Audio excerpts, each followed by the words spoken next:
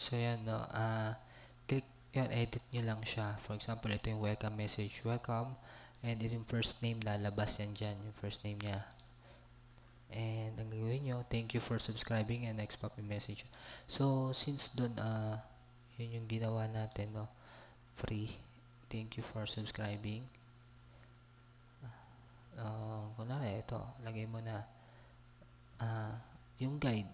So, first of all, hi, o kaya pakilala ka, no, hi, thank you, parang ganun, no, hi for interesting about app, ganun.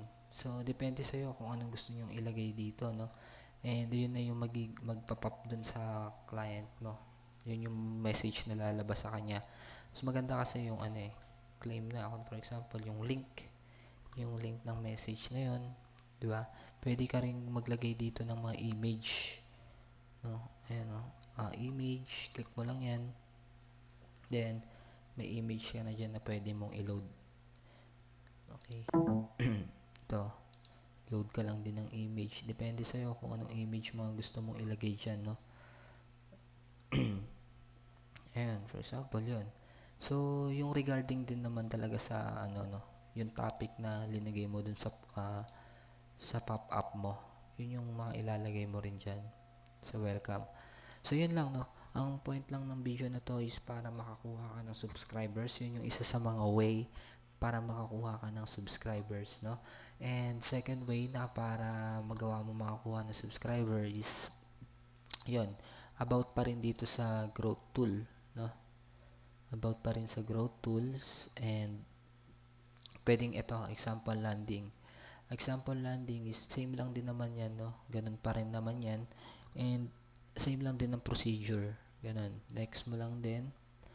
Pag na-edit mo na yan, yun yung sample na pwede kong ibigay sa inyo, no? Yung mga something free, yung ilagay nyo doon. Yun yung mga something interesting para sa tao, eh. And pwede mo rin tong i-edit, no? Yung sequence. Okay? Kung meron ka ng mga sequence, pwede mo ilagay yan dyan. And ito na, about sa setup. Yung next, no? Ito yung pinaka, mo eh.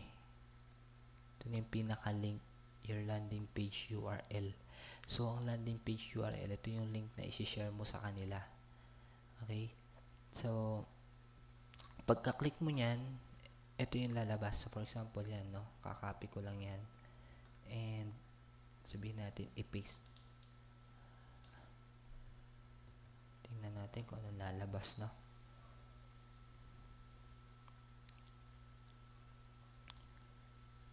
Papakita ko lang sa inyo yung actual. Ayan, no? I'm your widget sa headline. Click me to edit right now. So, yun. Diba?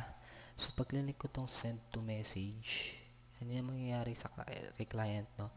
Kiklik lang niya yung send to message, then click view in messenger. So, yun yung natin, no? Landing page. Ang point lang niya is badala mo doon, actual, dun sa landing page na yun. Ayan ang isa rin sa mga best, no? Sa mga best way na para magkaroon ka ng subscribers, no? Ang point lang pa rin dyan is yung something free, no? Kung ayaw nyo naman na magawa pa ng vlogger, yan yung maganda. Automatic, actual yun at yun na kaagad yung makikita niya, di ba? So, makikita mo rito, yan na, sa message ko. Di ba? Nag-message ulit siya, bago. Ito yung Marquis artwork ko. So, yan lang guys, no? About subscribers lang to. And sa next video ko, doon ko naman na ituturo kung paano nyo magagawang ayun na, dito na tayo, no? Kung paano siya magiging automated. Okay? Kung paano magiging autoresponder. Actually kasi ang pag-setup nun medyo crucial siya at matagal din talaga. Step by step, gagawin mo lang talaga ron is magagawa ka ng mga ready questions. So doon natin pag-usapan, no? And God bless. Ito yung video natin is action nga to. Ako nga ulit to, si Mark Comora or Marky. Nag-guide sa'yo para sa business mo. God bless.